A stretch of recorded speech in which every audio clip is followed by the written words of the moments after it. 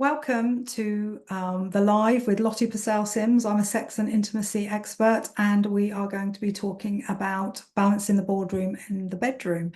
I'm just going to let somebody in a minute, but welcome on the 25th of, on the 4th, Tuesday of every month. I'm going to be here with a live talking about something that I'm interested in, and people can come and join me, and this will be put on the Facebook page. So let me just let somebody in. Let's get started.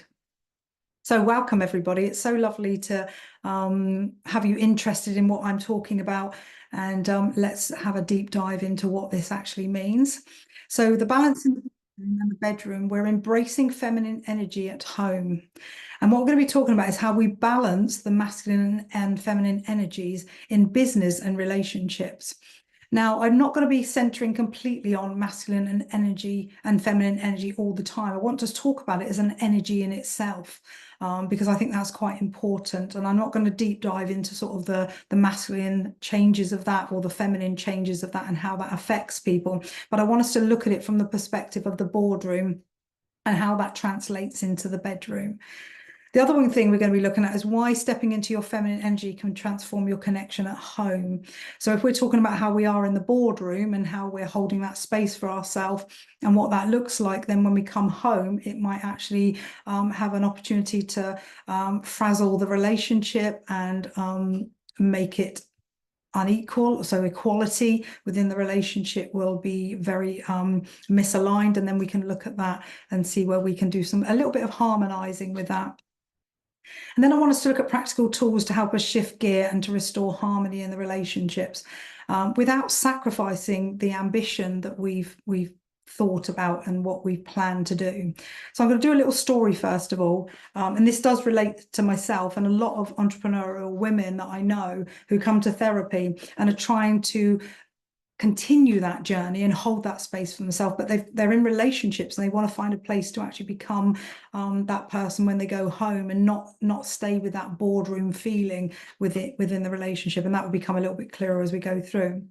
So we have this dream of being our own boss, and we fantasize about it, we procrastinate about it, we end up sharing some of it tentatively, but we worry about that sometimes, whether we should share it with other people first of all until it's formed completely.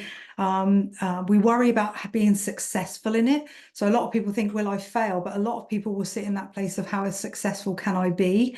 And that can be a real concern. And actually finding yourself in this place of actually there's a plan, you've been planning it for ages, you've got different ideas coming in, but what you've got to do now is action that plan, and suddenly it all seems to come together. So you really feel like that person who's created something from sort of a little seed that you've watered and watered and watered, and then suddenly it all comes together and you can really see yourself as this entrepreneurial leadership that you're standing in.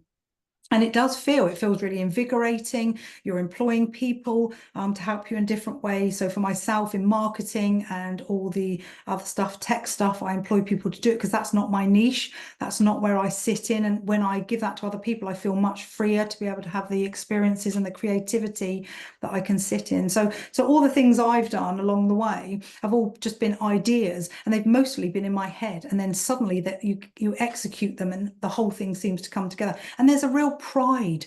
You sit in a proud place of me doing this and being able to get to where I want to. So this is not just a seed that sort of has a forlorn process about it. This is really a big deal, coming together, really working towards and having that opportunity, that fantasy that becomes a reality, that you're actually then that entrepreneurial game changer in the world that you're applying it to, but also to people that you might employ. So it does feel electric, it feels powerful, it feels enterprising. So that's sort of the little background story I want to talk to you about first of all, and where that leads to and where that comes from. So when we talk about this, we're talking it from a basis of the boardroom to the bedroom. So when we're at work as women, and I know for myself, I have quite a masculine tendency about me. I'm quite directive, I'm quite on point. I have a pathway in which I want to go. And all of that gets me to hold that entrepreneurial business package of my own in the way that I work. So I come from a leadership place, and I talk about how I want that to look. But in relational settings, that can actually fall down, because I will then apply that with a partnership, and actually that then becomes quite distorted within the relationship. Okay, so trying to balance that masculine and feminine energy, however that works with the partner that you're with, can be really difficult. So why stepping into your energy can transform the connection at home. So I see a lot of entrepreneurial women in a single session that then I eventually bring their husband in, because I think it's important that I hear from the couple of how that's being navigated. So the entrepreneurial women that I see will sit in a place of, I've achieved, I've got to where I've wanted. This is so, so important to me. I've been thinking about this for years, and now I'm actually doing it. I go to work, I hold my own, I make a stamp on all the things that I'm doing. Yeah, and absolutely, I tell people what to do. I criticize if it's not right. I make sure that people are sticking to the plan that I want. I like their ideas, but I've got a pathway, and I'm on point where I want to go. Now, if you think about that for a minute, okay, that high energy level that we're holding as entrepreneurial women, when we go back into the house, what does that feel like? What does that do to us? Where do we go with that energy when we're going back into the house? Now, are we doing the criticism? Are we saying, as I walk in the door, the things that I thought would be done aren't done, so I'm going back into that practicality process? And to be honest, the boardroom to the bedroom, if all of that is still waiting for us when we get home, we won't be wanting to go to the bedroom anyway. So we've got to have more communication at home. We've got to look at the equality of who's doing what. I do believe, and rightly or wrongly, and you know me, some of you that come on here, is that I believe that chores and children are for both of you. So whether you think that actually you're working less or more than the other person, I do believe that you chose to buy a house and use the plates and use the bathroom, and you chose to have children together, and they are your responsibility together. And I think that's really important. Then what you do outside of that, the work that you embellish, you career-wise, whatever that might be, that's the bit that you are going, I'm differentiated and this is what I want to do. Obviously, if the couple work together, there's still an I choosing to be a we working together. But actually, this is your platform to be able to do something that you want to do. So when we come back together in the house, how do we navigate that energy? How do we sit with it and go, right, okay, I'd like us to be more intimate. I'd like us to be more connected, but how do we do that when I still feel like I'm in this mode of criticism and bossing around or telling everybody what to do? We don't want that. We want to leave that hat at the door, and we want to come in with a different energy about us. I do remember years ago sitting in the lay-by, which sounds not so great, I know, but actually the work that I was doing was so intense back then. I was very much sitting in the lay-by, having crazy music blasting out and just dancing, like sat down in this seat, trying to decrease some of that energy that was in me from working with so many other people. I run a charity for young people. I've got many counsellors, and I had to sort of like decrease that part of me of owning that space with other people, and come home and find that really soft part of me to walk in the door and greet my children, to not have criticism about certain things weren't done, and actually being able to sit in that place of, where's my partner? Let me greet my partner. So let's have a look at this. So the word I like is this unapologetic power feels empowering. So we don't want to say sorry for us doing what we're doing, both for ourselves and also for people that see us excel. And I think that's really important. We have people around us that are looking up to us. I was at a seminar the other day, and there'd be me looking up to somebody as a mentor, somebody looking up to me, it's a traveling process, and that is really important. So we need to make sure that the intensity of the drive that we have continues in the work that we've chosen to do. And there's something about that for me. I want to be unapologetic for being in the space that I am and doing it the way that I'm doing it, so that I can continue to do it. So for our partners, okay, this can be quite a line to walk. On one hand, we're trying our partners are trying to admire the strength and the determination we have and what we bring to the table. But on the other hand, we might crave a different energy when we come home. And actually exploring that with your partner is really, really important. What do we want to look like? What does actually the bedroom look like to us? One of my most important questions that I ask my couples is, what does sex mean to you? What does intimacy mean to you? And it's one of these questions that people go, well, I know what I want, I know what I like. But actually, when you go to write it down, it can be quite a difficult exercise to do. And if we are trying to determine what's happening in the boardroom and then softening that to the bedroom, we need to know what we want in the first place. So for some partners, seeing our partner in control is empowering and quite sexy, and having the opportunity to be so proud of that person. But when we talk about the bedroom, we then have a dynamic of the masculine energy really flirting and playing with the feminine energy. Now, if that feminine energy doesn't come in, or the energy that actually says, I want to maybe be looked after, I want to be nurtured, adored, and that doesn't actually happen, there will be a crisis within the relationship. Because what happens is, and I'm going to read you out some testimonials that I got this week because I was doing this, is that actually the space is then invaded by things that actually happen, like criticism at work will come into the bedroom, moaning about something will come into the bedroom, anxiety at work and holding that space for everybody will come into the bedroom. So I want to read a couple of things out to you that I've got permission for from my clients, to give you sort of a flavour of what that might look like. And we are going from is the word dissension, so that high power holding that space, but coming in and wanting that softness, wanting that opportunity to be with someone. One of my clients said to me once, I just want to be loved. I just want to be loved. I know that I'm powerful at work. When I come in, I just want that nurture and I want to be loved. And the interesting question I always find is, how loving are you?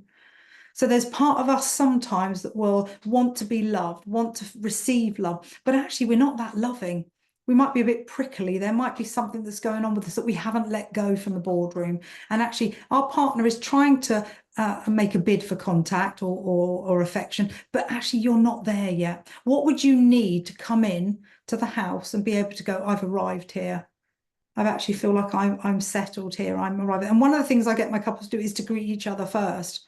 Making sure you say hello to each other, whether that's a kiss or a cuddle, you just acknowledge each other with eye contact, make contact with each other. Because as a lot of you know, my contract is friendship, intimacy, and sex, and that is part of a relationship. Now, there are deviations to that, I know, but actually that's what the contract is. So if we are very entrepreneurial, powerhouse, doing everything we can outside of the partnership, because that's what we want to do, we've got to find another space for ourselves over here to go, but this is what I want to do. Because it's great if you're doing all of that and you can come home and share it with your partner, but if there's a discord between you, you're not being intimate with each other, there might be a bit of jealousy. You're going up there.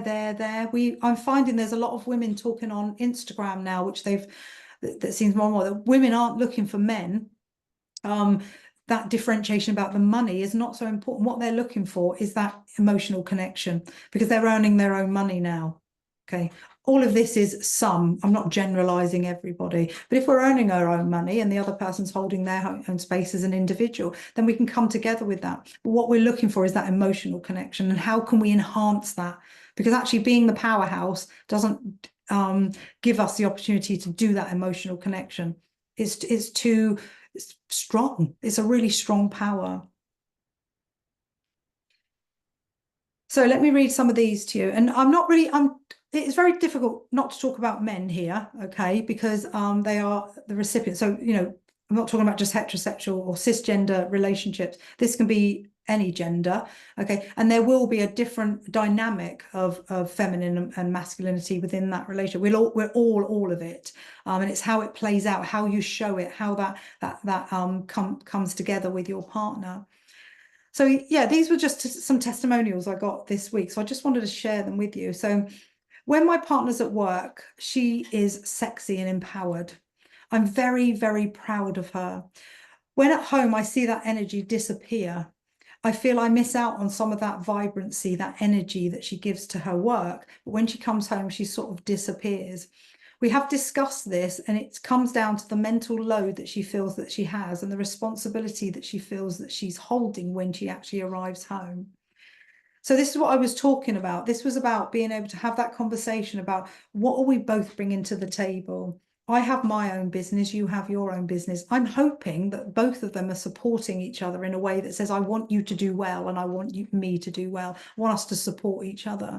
But actually, if you think of the dynamics of the house and if you have children, we are not asking one person to hold that mental load. We're asking each other to go, these are the jobs or these are the chores that you are going to have, and split them between you. So we're not really going to talk about the chores anymore because we know that they're actually shared between us. And if you can't do a chore that week, you need to share another chore and swap it over. You don't just go, I can't put the bins out because I'm not here. I'm in, I don't know, America. You have to say, okay, I can't do that, but actually I'll do this instead. So you're making up that. Nobody else is left with that mental load and the responsibility of home. What does that look like? So it's interesting that people can be so, your partners can be so proud of you, but they don't get that element of you, that sexy, empowered, inspired thing. There's something about coming back and being quite exhausted from all of that. What are we doing too much here that we don't leave anything for over here? We have to remember that your partnership doesn't just exist on its own. It's a partnership that exists together. Then the other one I had was, I love my wife, empowered entrepreneur that she is, and I don't have a problem with this at all. However, when we go from boardroom to bedroom, it becomes and leads to a critical element.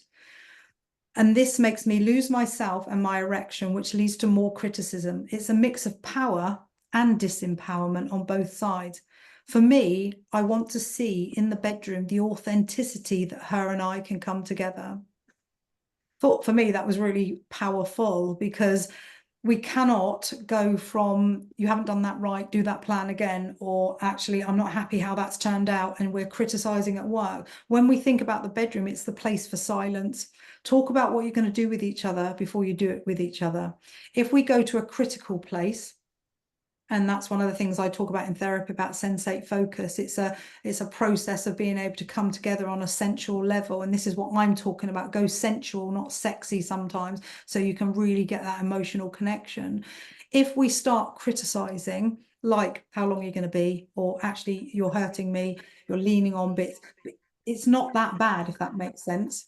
What we're doing is trying to make sure that we are less critical. Just stop for a minute and going, that's not comfortable, or actually, I don't want to do that. Or if we're criticizing, everything will be lost. And it will feel like you're coming from the boardroom to the boardroom instead of the boardroom to the bedroom. So have a conversation with your partner and say, right, okay, let's decide what we want to do. Let's just start off really slowly. Let's say hello to each other first of all. Let's just kiss first, and let's see where it leads to.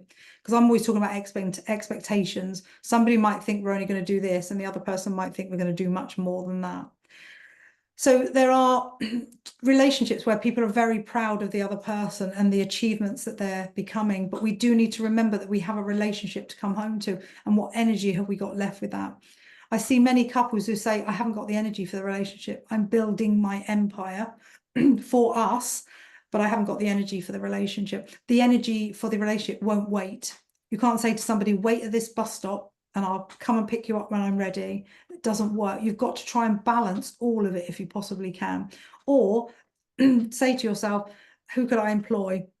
Who could I bring on board to actually take some of this load of this off of me, so that I can actually come into that relationship and be able to be more present within it. So here's another one. I see,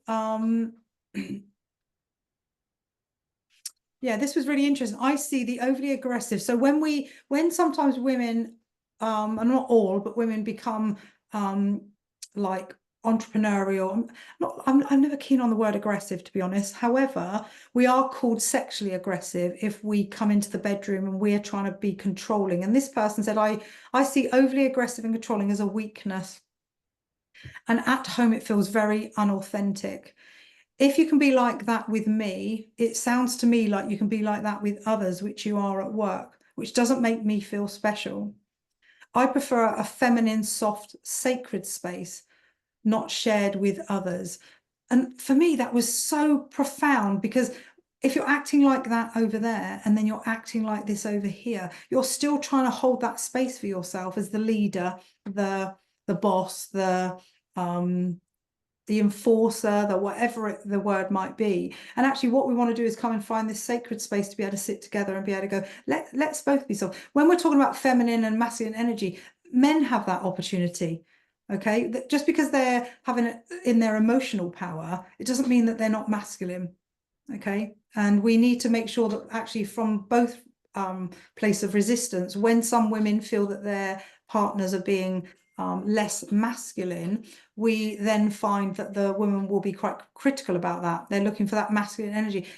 I'm quite masculine in the way that I am in different ways. It doesn't make me less feminine. It's a trait or a part of me that comes out in different situations. And that's the same with them. We've got to find out where that is and where we want it to be held. So from the boardroom to the boardroom isn't going to work. It might work on a few occasions because it's quite nice to be controlled or have something done to us that's quite erotic and teasing and everything, but it won't work every single time. Sex the same doesn't work every single time. We've got to bring novelty and bring difference in. So we want it to be different. And I think that's quite important. So the one female that spoke to me and chose to speak to me about what they were feeling, I am proud of myself, how much I have achieved. However, I am aware of my control at work and I bring this home. My partner comes across as weak. However, I don't make room for his masculinity because I am so energetic. The energy that I prevail overshadows who he is. Actually, all I want to be is loved, noticed, while also knowing, but also recognizing that sometimes I'm not loving. So that place that sometimes we have found, I have found myself in as well, is that energy that comes from the boardroom over to the bedroom can actually be, I want this from you, but I'm not showing that I am. So the concept is for me is it attractive when men are feminine and the opposite is also true? So just think about that for a minute. When we think about the bedroom, what are we wanting in there? So if we're saying we want women to be softer, more surrendering within the bedroom, but are we saying that about men as well? Are we saying we don't want them to be feminine in the bedroom, we want them to be masculine and take that lead? So it's a mixed bag of different things in different ways. But when we're talking about women and that entrepreneurial status, and actually to hold that if you're employing quite a few people and you're holding that is tough. That is really hard to do. To sit in a boardroom with a mix of people and go, right, okay, this is what's going to happen. You will get people who go, I don't agree with you. That's okay. It's my business. This is what's going to happen. And if it doesn't work out and they were right, that's okay too. I want us to really hold that leadership space for ourselves as women. So let's go back up here and have a look what else I wrote about today. So as a female entrepreneur, success often comes by leaning into the masculine energy, taking charge, making decisions, and driving results. Everything we do now is connected to online, and the algorithms and all the things that we do now are showing us that we are making a difference. The graphs and the likes and all of we are constantly looking at where we are on that chart, and that gives us an indication of how well we're doing. But for me also, it's a feeling. It's an actual feeling. If we're able to go to work and feel that there's success, to feel that the fantasy on this piece of paper that I thought would never come true is actually playing out now. It's a feeling. Take that feeling, that loving feeling that you've nurtured, that seed to grow up to, and take that into the bedroom. The feeling of how proud you are of yourself, how proud you are of your partner holding this space for you. Many people know I talk about differentiation 100 times probably. If you are able to differentiate from your partner and choose a path, what I call the PowerPoint, to go towards, okay, and they do the same, you can come back and have such an invigorating relationship with each other, because what you're doing is you're going, I believe in you and you believe in me on two separate paths, okay? Let's come back and share all the algorithms, how well we're doing. Nobody's going, you're higher than me or I'm lower than you. We're going, this is fantastic. What do we need to do together? So there's an energy in talking about what you're doing, but also there's a divine energy, there's a sensual energy that I want us to capture in the bedroom as well. That's so, so important. So when this happens, when we bring the same energy back home, this is what I'm talking about. We don't need to bring the same energy back home. So for many women, the transition from business powerhouse to loving partner feels at times impossible. Masculine energy at the home can show up as controlling behavior or bossing your partner about, leaving little room for softness or connection or intimacy. Yet underneath it all, what they crave is a simple warmth, embrace, and freedom to feel cherished. It's true. I have probably about 6 entrepreneurial women at the moment, and they absolutely love what they're doing, but they would like their partner to actually be more loving, but they're not letting them in. They hold that stance over there and they hold the stance over here. And what we want to do as a couple is really ensure that when you walk through that door, whatever you've had to do in that lay-by, shake it all out, is come in and say to your partner, how are you? Not how's work, how's the dog, how's the kids, how are you? Tell me about you. So we're looking for that empathic part to start that process it will lead you to the bedroom, because actually you're caring about each other.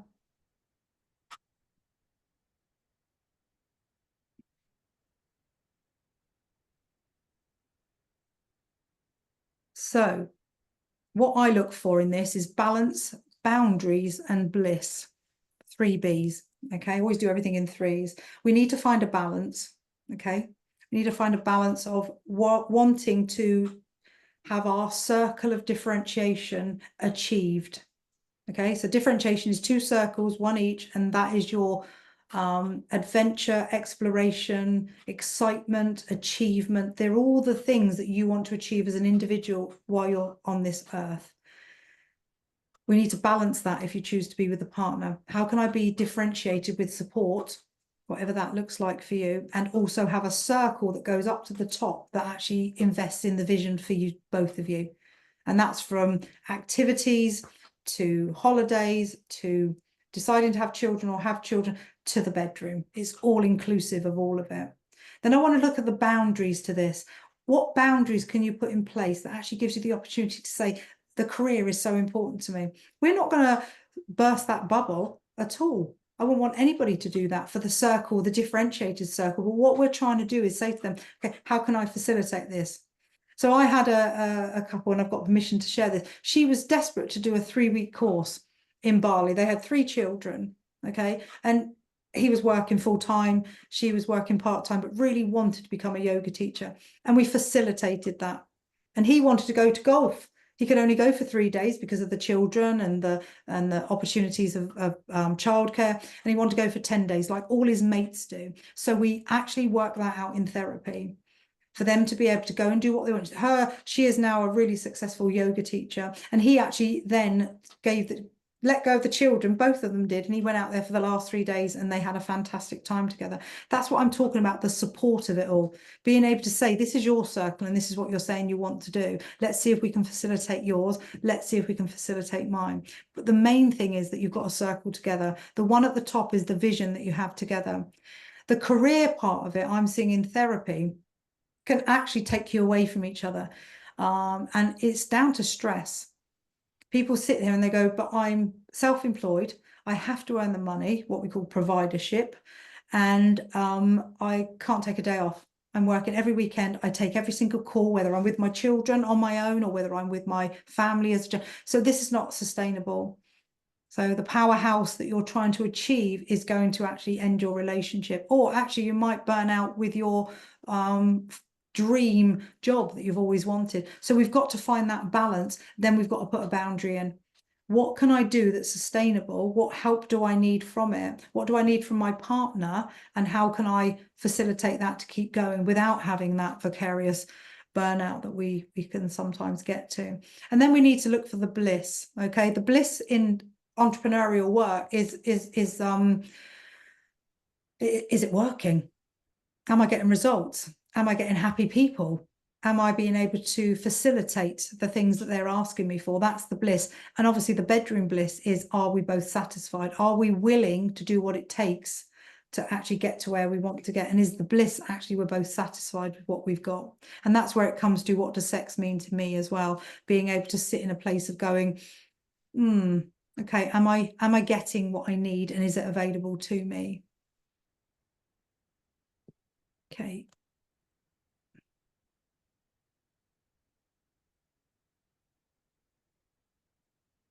So if we find it difficult, what would we do, I wonder? It's a question, if anybody wants to put anything in the thing, is what would we do if we find it really difficult to separate that out? What would be the way that we could use some tools or techniques to separate that out? So I want you to have a think about that for a minute. So we need to think about what tools can we use to bring our relationship back online if the career is like skyrocketed, taken off, using all your time. How can we shift that gear to restore harmony within the relationship?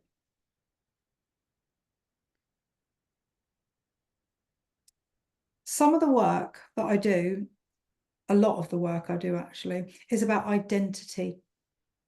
So when we talk about identity with our clients, and the entrepreneurial women come in here, they have had, majority of them have had okay family of origin. They have had good background. They have had the opportunity to be in a secure place, so loving, caring. Conflict was always resolved in one way or another. Talking family, let's put it that way.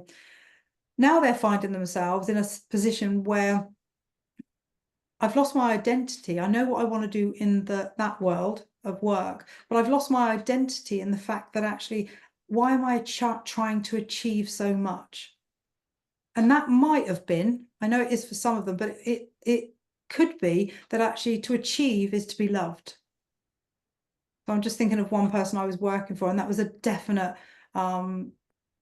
trigger for her. When I said that, it was definitely, that is it. That is why I'm striving to become the best, the most, the more, all the time. And actually, to the detriment of the family, not just the partner, but the children as well. You know, this is more important. The phone call I've got to take, the time that I'm not with you, I'm standing outside where you're all going into the cinema. So there is a price to pay when we do this. However, we've got to work out what level we want to do it and what are we doing it for. So the identity is that part of us that we need to look at our value system. We need to look at our family of origin. We need to go back to our grassroots and say to ourselves, okay, where did this drive come from? Why am I sabotaging one element of my life that I don't want to lose, but I'm actually putting all the energy into this part of my life? What is that about? Is it about the money? Is it about success? Is it about the driver that says I'm not loved if I don't do well?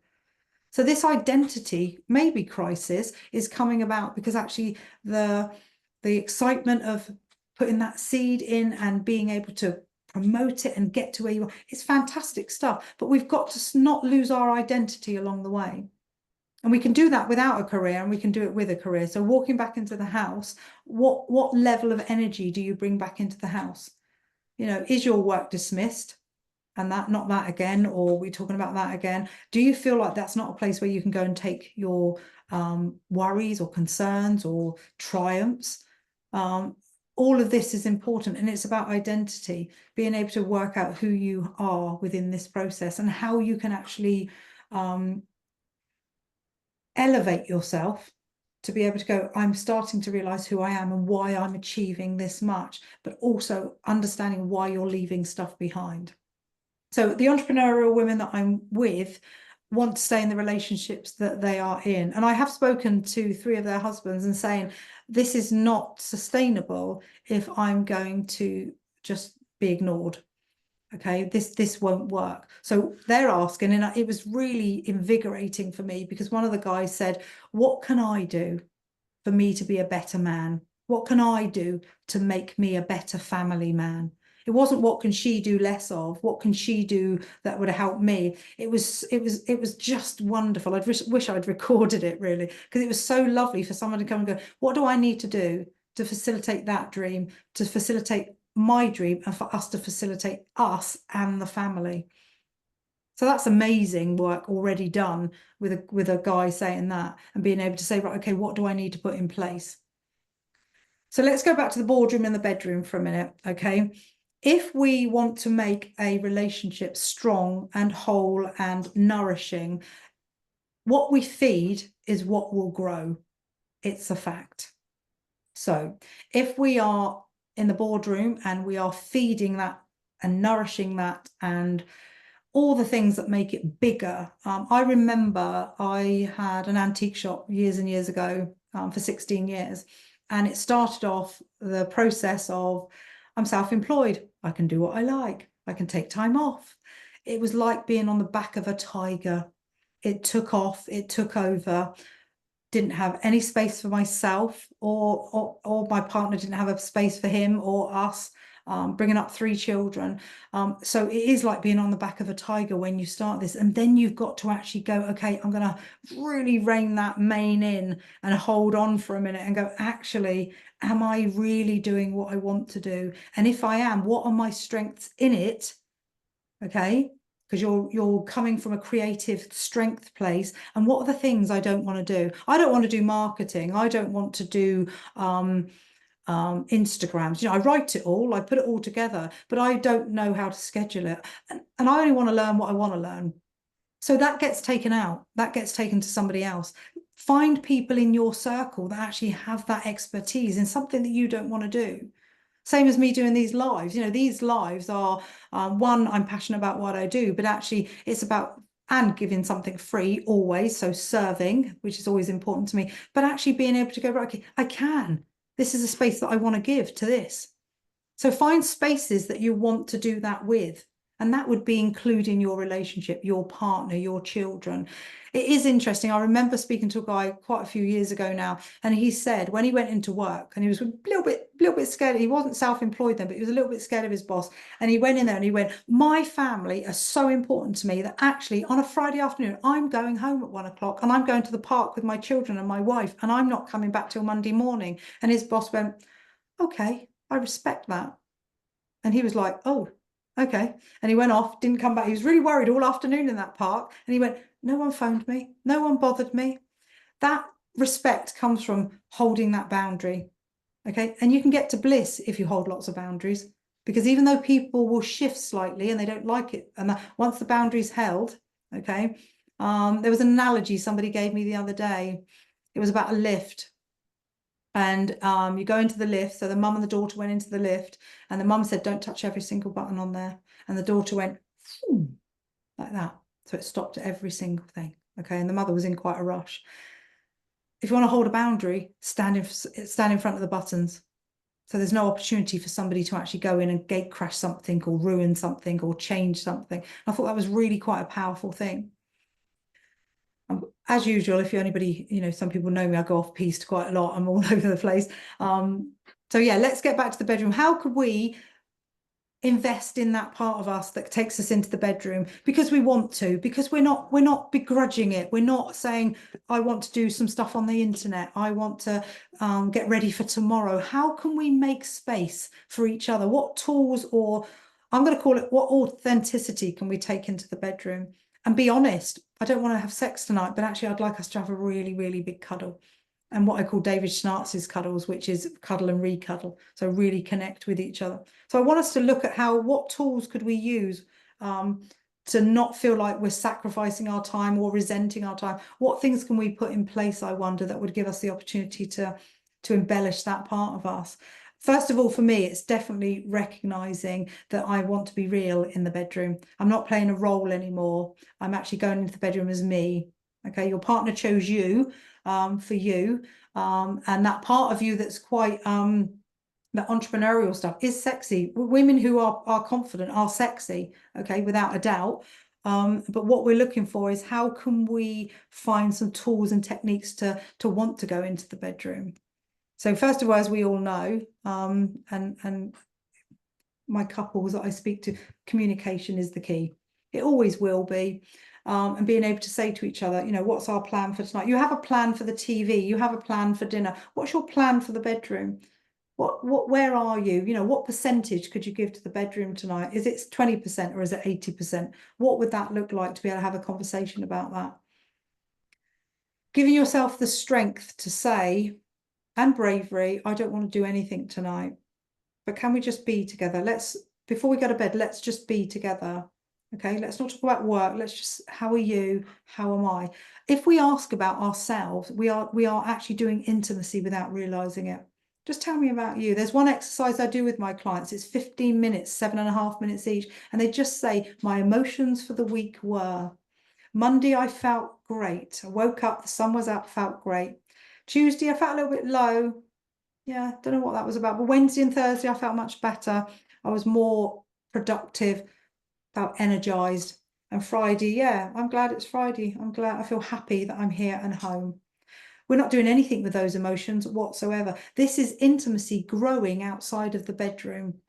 So that when you get home from the boardroom, exhausting day, bossing everybody about, deadlines, you know, all of that, how can we transition from that to then go into being able to say, right, I'm home now, I'm with my partner now. And I love the saying, what do you need from me?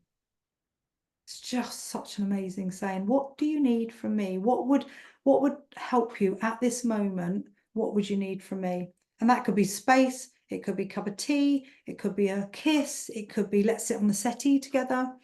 I think the day that they made settees that were so big that people had their own settees or they were sitting miles and miles apart. Most of the couples I meet say to me, why don't we sit together? Why don't we snuggle up together? We're not asking for sex, we're not asking for intimacy. What we're asking for is closeness, just being able to be together. So balancing masculine and feminine energies in the business and relationship. This was what this was called when we started. And how can we step into our feminine energy and transform ourselves from the boardroom into the bedroom? And for me, it's the shift of gears is mentally knowing where you are. So over there, this is what you do here. And over here, this is what I want to do here. And then being able to go somatically into that process. So in the car, in the lay-by, go, okay, let's take that hat off and leave it in the back of the car. Let's put this hat on. What will greet me when I get home? And plan that out. Okay, are we cooking tonight? Are the kids with us?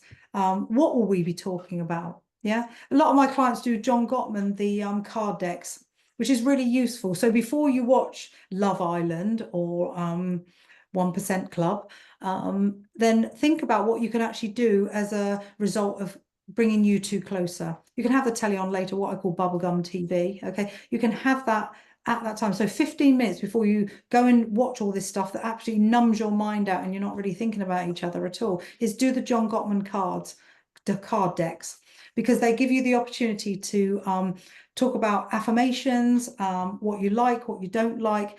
There's an intimacy part and a sex part as well, which can, talking about sex and intimacy can invigorate the body, the arousal circuits and everything. So we're leading up to, and then you can forget about the boardroom for a little while. You can surrender yourself to whatever that might be. And that just might be closeness. It might be a hug. It might be more than that. And this just gives you the opportunity to sit with your partner in a different way. So the practical tools I want to talk about is agree to agree, the play in the bedroom. What does that look like? We don't want criticism. We don't want stonewalling. We don't want contempt in there. And we definitely don't want defensiveness, okay? This is a place of love. This is a place of connection.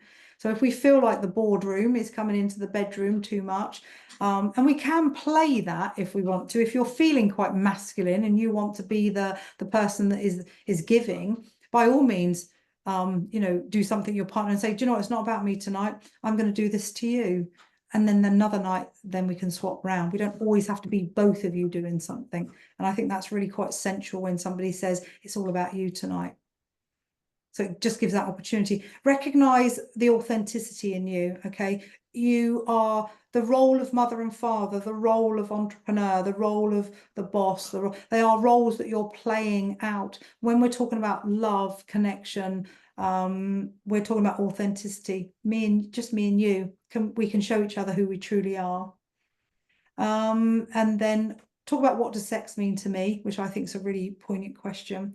and being able to talk that through and looking at the differences of the role of boss and the role of partner with each other. So I call it ouch moments. So if for any reason that you're in the bedroom, and I think one of those questions was, I feel like I lose myself when I'm criticized and I lose my erection. It's really important to not take criticism into the bedroom. It never works. Just say, can we stop for a minute? Can we change direction? Can we do this? Can we do that? Actually be talking to each other in a really soft, loving way. Because once criticism comes in, you won't be doing what I call the oxytocin process. So it doesn't matter the fact that you stop and start, okay? The fact is that you continue. And if for any reason there's a rupture and you don't continue, you don't get that oxytocin together.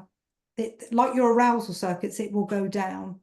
And what we're looking for is after, if you can, obviously if you've got children, it can be difficult, is you need to connect with each other for at least 20 minutes. You need to stay there, okay? Because the oxytocin lasts for 14 days afterwards.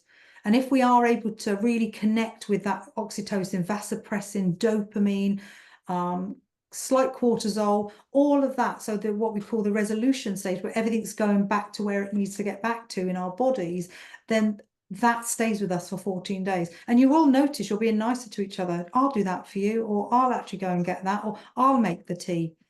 There will be a different element to the relationship if the oxytocin is allowed to process enough after whatever you're doing. It doesn't have to be complete sex. It can be just that connection with each other. It is actually playing out already. But if you can hold it for longer, it stays up to 14 days.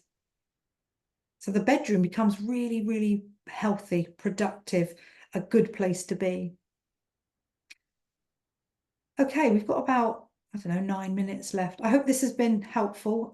Couples out there who are trying to have the role of success, I want them to do that in both places. Success, you know, having that career is just a lovely thing to do. Having that relationship is a lovely thing to have.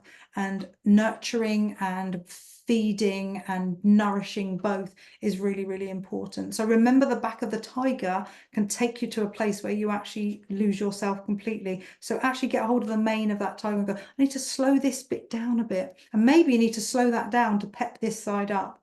Or maybe you need to actually say, I need to change something here as I walk into the house because I'm feeling empowered here and disempowered here. Okay. And if as an entrepreneurial female, you're feeling disempowered as you walk in the house, so will your partner. So it's a two-way street. Okay, the recording will be put on Facebook. I look forward to speaking to you all next month. If you've got any suggestions about what you would like me to talk about, please do. I always like to have questions about this, or ask me if you any questions via the Facebook, but also anything you want me to put out there, anything that I can talk to you about, I'm very interested in doing. So have a good evening, and I will see you next time.